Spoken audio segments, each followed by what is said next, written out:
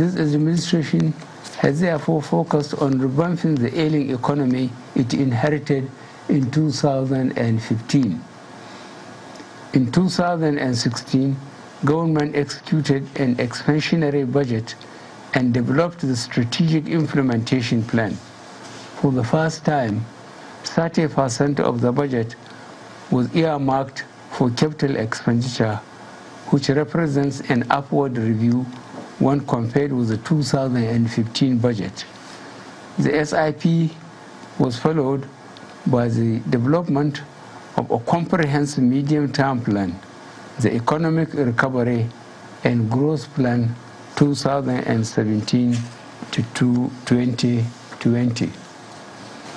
The broad strategic objectives of the Economic Recovery and Growth Plan were to restore and sustain economic growth, build a globally competitive economy, and invest in our people.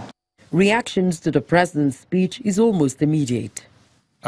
Some components of the expectations were not met. And it was not just only me. I think quite a number of Nigerians had very high expectations at the beginning of this administration. The goodwill was very high. But for some reasons, these expectations have not been met. First, if you look at the economy, you look at it from a number of perspectives. There's a pure economic perspective. There is a business perspective. Then there is the perspective of the ordinary man. Now, if you look at it from the purely economic angle, you'll be looking at some of the key macroeconomic indicators, some of which the president highlighted in his speech. To a large extent, some of these indicators looked positive.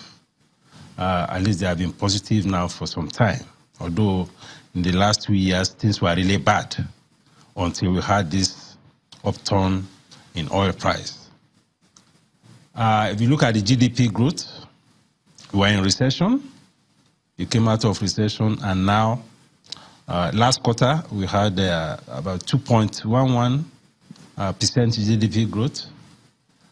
In Q1 this year, we had a decline in the growth to 1.95. And if you look at even the components of the growth, quite a number of some critical sectors actually contracted, particularly in the non-oil sector of the economy. And this sector is a very critical sector because that is where our expectations about job creation and all of that will come from.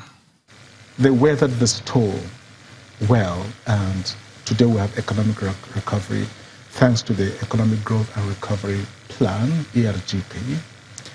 The fundamentals are improving. Inflation, as you all know, has come down from almost 20% to about 12.5% annualized. Interest rates are going down. The external reserves have risen to almost 50 billion, quite a big jump. We've seen in the last few quarters almost 70 billion of capital inflows, which shows that foreign investors are getting more confident about what's happening in the country.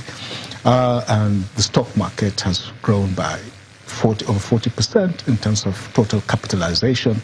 So obviously the government has some bragging rights in certain areas. But unfortunately also there's the downside.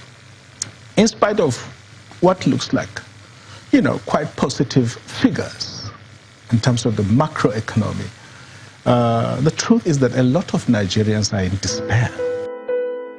From the federal government to the states, May 29 is marked, some with pomp, while others prefer to return to the drawing table. In KATSINA State, northern region of the country, a coalition of civil society organizations urges the federal government to come up with more aggressive measures to end the spate of insecurity in the country.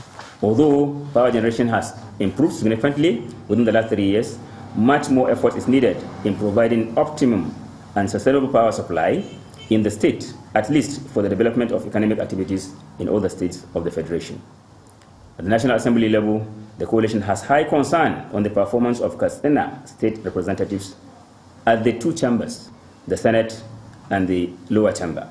Although we cannot generalize, majority of the members have failed in providing good representation to the people of KATSINA state in terms of participation in plenary sessions and constituency engagements. The coalition at this level wishes to call the attention of the senators and members of the House from KATSINA state to devise means of constant and periodic engagement with their constituencies so as to get feedback on their performance, as well as work up in making inputs on some critical issues that are being discussed at the plenary sessions of the National Assembly. In Rivers State, from the South-South region, a former governor of the state, Peter ODILI, believes there's a lot to celebrate. But the incumbent governor, NYESOM WIKE, looks in another direction, with much focus on the 2019 general elections. List of what you want to commission during this celebration in just 3 years is amazing. 31 projects lined up for commissioning, completed projects. Continue to defend the interests of Rivers State. Rivers people will continue to stand by you. It is important to remind us that the right to choose our leaders is sacred, precious and constitutional right. We must therefore be prepared to defend our inalienable right to freely and fairly elect our leaders, as freedom is never ever given.